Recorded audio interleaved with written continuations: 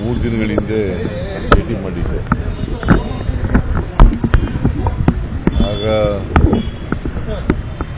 Oxygen ತಗೊಳ್ತಕ್ಕಂಥ help ಮಾಡ್ತಕ್ಕಂಥ ಕೆಲಸ ಮಾಡಿದ್ದೆ.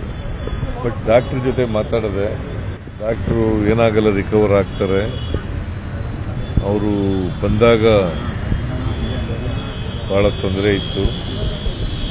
ಈಗ ತೊಂದರೆ ನಿವಾರಣೆ ಆಗ್ತಾ ಇದೆ ಅಂತ ಹೇಳಿದ ಮೇಲೆ ನನಗೆ ಇಷ್ಟು ಜಲ್ದಿ ನಿಧನರಾಗ್ತಾರೆ ಅಂತ ಗೊತ್ತಿರಲಿಲ್ಲ.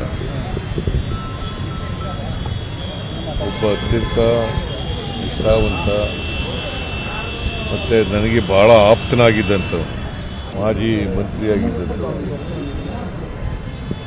ಅರಣ್ಯ ಮಂತ್ರಿ ಆಗಿದ್ದರು. ಆಮೇಲೆ ಒಮ್ಮೆ ಸಂಸದ ಸದಸ್ಯರಾಗಿ ಕೂಡ ಇದ್ದರು. 96ರಲ್ಲಿ ಪಾರ್ಲಿಮೆಂಟ್ ಎಲೆಕ್ಷನ್ ನಡೆದಾಗ ಮೇಟಿ ನೀನು ಬಾಗಲಕೋಟೆಯಲ್ಲಿ ನಿಂತ್ಕೋಬೇಕು ಅಂತಂದಾಗ ಮಂತ್ರಿ ಕೆಲಸ ಬಿಡ್ಬಿಟ್ಟು ನಿಂತ್ಕೊಂಡಿದ್ದೆ. ಅಷ್ಟರ ಮಟ್ಟಿಗೆ ಭಾಳ ನಿಯತ್ತಾದಂಥ ಮನುಷ್ಯ. ಜೊತೆಗೆ ನನಗೆ ಭಾಳ ಲಾಯಲ್, 100ಕ್ಕೆ 100 ಲಾಯಲ್ ಆಗಿದ್ದಂಥ ಅಂಥವರು ನಮ್ಮನ್ನು ಅಗಲಿದ್ದಾರೆ. HY ಮೇಟಿಯವರು ನನಗೆ ಭಾಳ ಲಾಯಲ್ ಆಗಿದ್ದಂಥ ಒಬ್ಬ ರಾಜಕಾರಣಿ.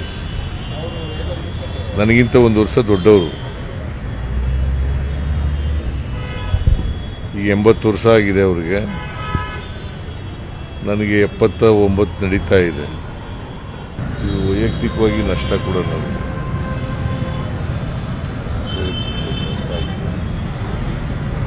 ಅವರು ಸಾವನ್ನು ತೃಪ್ತಿಪಡಿಸ್ತಕ್ಕಂಥ ಶಕ್ತಿ ಕೊಡಲಿ ಅಂತೇಳಿ ದೇವರಲ್ಲಿ ಪ್ರಾರ್ಥನೆ ಮಾಡ್ತಾರೆ. 3 ದಿನಗಳ ಹಿಂದೆ ಭೇಟಿ ಮಾಡಿದ್ದೆ.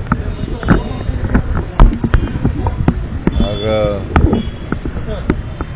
ಆಕ್ಸಿಜನ್ ತಗೊಳ್ತಕ್ಕಂಥ ಹೆಲ್ಪ್ ಮಾಡ್ತಕ್ಕಂಥ ಕೆಲಸ ಮಾಡಿದ್ದೆ. ಬಟ್ ಡಾಕ್ಟರ್ ಜೊತೆ ಮಾತಾಡಿದೆ. ಡಾಕ್ಟ್ರು ಏನಾಗಲ್ಲ, ರಿಕವರ್ ಆಗ್ತಾರೆ. ಅವರು ಬಂದಾಗ ಭಾಳ ತೊಂದರೆ ಇತ್ತು. ಈಗ ತೊಂದರೆ ನಿವಾರಣೆ ಆಗ್ತಾ ಇದೆ ಅಂತ ಹೇಳಿದ ಮೇಲೆ ನನಗೆ ಇಷ್ಟು ಜಲ್ದಿ ನಿಧನರಾಗ್ತಾರೆ ಅಂತ ಗೊತ್ತಿರಲಿಲ್ಲ. ಒಬ್ಬ ಅತ್ಯಂತ ನಿಷ್ಠಾವಂತ ಮತ್ತು ನನಗೆ ಬಹಳ ಆಪ್ತನಾಗಿದ್ದಂಥ ಮಾಜಿ ಮಂತ್ರಿಯಾಗಿದ್ದಂಥ,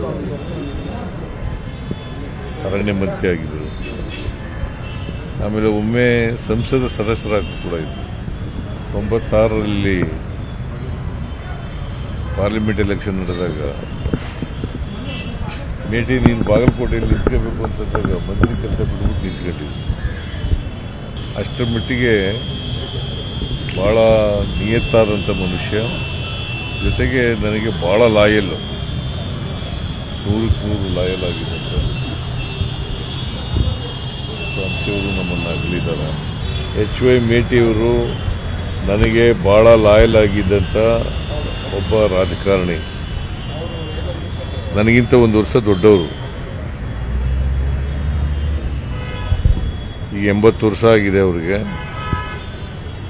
ನನಗೆ 79 ನಡೀತಾ ಇದೆ.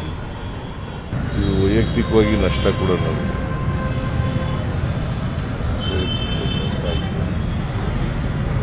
ಅವರು ಸಾವನ್ನು ತೃಪ್ತಿಪಡಿಸ್ತಕ್ಕಂಥ ಶಕ್ತಿ ಕೊಡಲಿ ಅಂತೇಳಿ ದೇವರಲ್ಲಿ ಪ್ರಾರ್ಥನೆ ಮಾಡ್ತಾರೆ. ನಿರ್ಭೀತ, ನಿಷ್ಪಕ್ಷಪಾತ, ವಿಶ್ವಾಸಾರ್ಹ ಸುದ್ದಿಗಳಿಗೆ ಮತ್ತೊಂದು ಹೆಸರಾಗಿರೋ ನ್ಯೂಸ್ 18 ಕನ್ನಡ ಈಗ ಆಪ್ನಲ್ಲೂ ಲಭ್ಯ ಇದೆ. ದಯವಿಟ್ಟು ಇಲ್ಲಿರೋ QR ಕೋಡ್ ಅನ್ನು ಸ್ಕ್ಯಾನ್ ಮಾಡಿಕೊಂಡು ಆಪ್ ಡೌನ್ಲೋಡ್ ಮಾಡೋದಕ್ಕೆ ಮರಿಬೇಡಿ. ನಿಮ್ಮ ಬೆಂಬಲ ಹೀಗೆ ಸದಾ ನಮ್ಮೊಂದಿಗಿರಲಿ. ಧನ್ಯವಾದ.